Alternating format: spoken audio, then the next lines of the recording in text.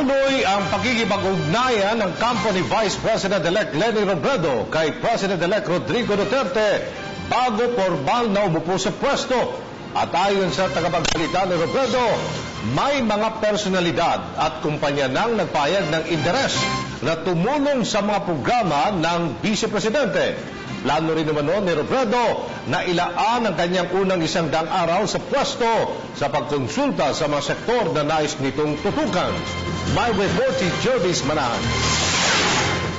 Nakikipag-ugnayan na raw ang kampo ni Vice President-elect Leni Robredo sa kampo ni incoming President-elect Rodrigo Duterte. Pero hanggang ngayon, hindi pa raw sila nabibigyan ng pagkakataon na magkaroon ng pulong sa papasok na Pangulo. Bukas ho kami sa pagkakataon na makausap si President-elect Duterte, pero nauunawaan ho ni VP-elect Robredo na maraming ibang pinagkakaabalahan ang ating Pangulo sa ngayon. Kasama na dyan noong umpisa yung pagbuo ng kanyang gabinete, yung paghahanda sa mga kanyang susunod na araw. So hindi naman po pinipilit at siguro sa tamang panahon mangyayari din po yun. Kung makipagkita man daw o hindi, tiwala naman ang kampo ni Robredo na magagampanan nila ang kanilang tungkulin sa bansa. Sa ngayon, may mga pribadong personalidad at kumpanya na raw na nagpahayag ng kagustuhang makipag-partner sa OVP para makatulong sa kanyang mga programa. Ito pong mga pribadong sektor na to ay gustong magpatupad ng mga proyekto sa mga komunidad. So, yung opisina namin yung parang nagiging tulay sa pagitan ng mga komunidad at ng mga pribadong sektor na gustong magpatupad ng mga anti-poverty projects.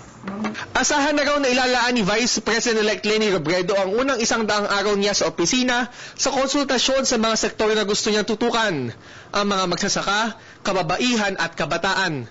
Sa kanyang first 100 days, konsultasyon mula sa mga grassroots communities at konsultasyon din sa pribadong sektor na siyang maaring makatugon sa mga pangangailangan ng mga taong kanyang nakakasalamuha.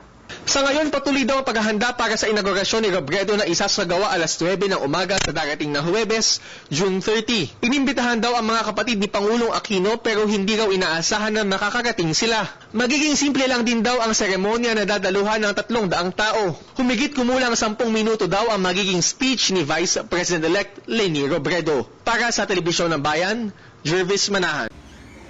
Ako po si Cathy San Gabriel. Subscribe na sa PTV YouTube channel. I-click lang po ang subscribe button.